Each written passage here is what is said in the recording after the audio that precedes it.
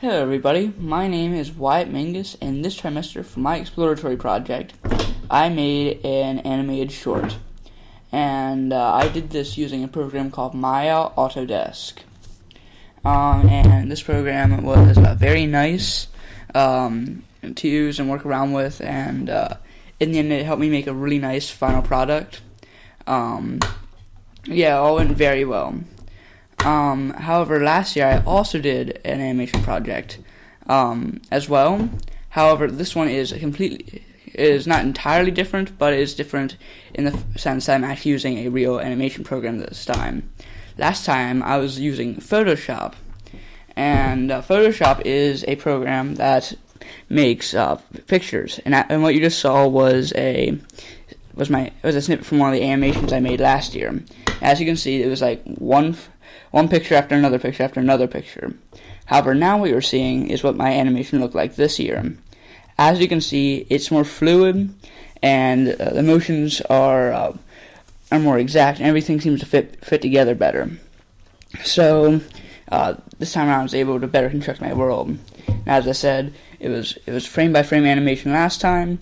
However, this time I was able to make it so that it was a lot easier to use and made it a lot better and looked better altogether. Also, as you can see here, there's a lot more buttons and tools to allow me to change the scene to make it look better and incorporate more stuff into it. And this time around, I could change whatever I wanted something to look like.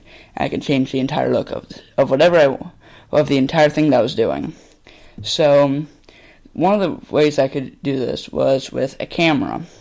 And after I created my scene or whatever and built all the set, for example, like the railings, the walls of a room or whatever, I can now put in a camera into the scene to pan and zoom around, and it would make some of the objects seem more alive once it started zooming in on them and looking at their attributes and all that. And the camera, what it actually looks like in program is like a faint outline of a movie camera.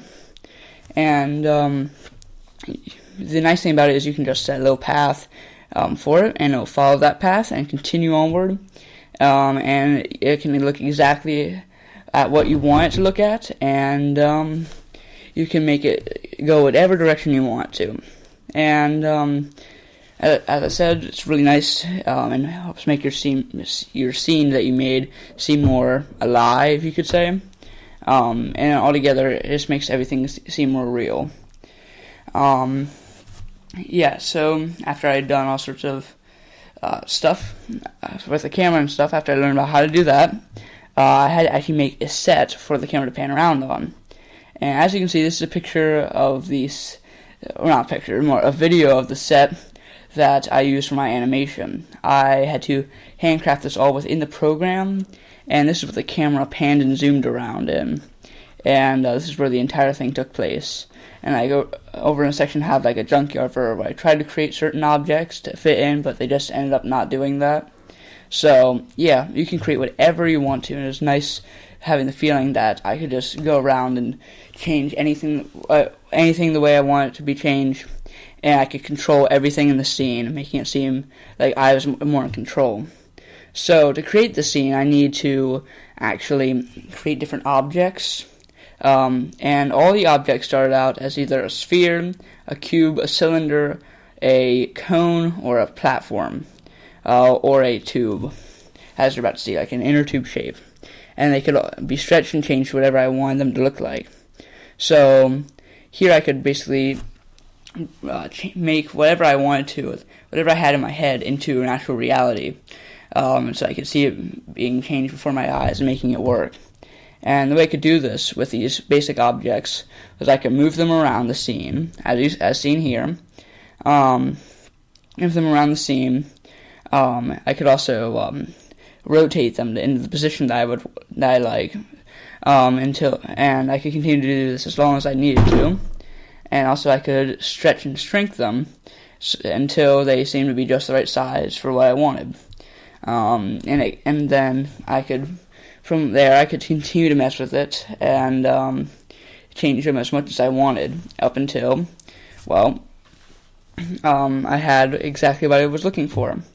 And as you can see here, this is just a quick example of what I made, of how I made certain objects. So now that I have these objects, I actually need to be able to texture them so they look more real. As you can see here, this is actually a clip from the animation I ended up making, and this is a kind of like a PowerPoint presentation that's being projected on the wall. As you can see, it's like a picture in the animation, and the camera kind of flies past it. And up here is an actual picture hanging on the wall that I also had to texture as well.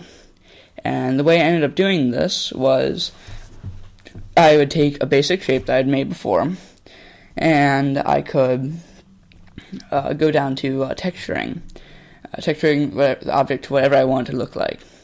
So I could choose basically just a regular old standard color, red, green, black, blue, yellow, any one of those types. Or I could try doing a actual picture to put on it. But here I'm going to do a quick little regular basic color texture.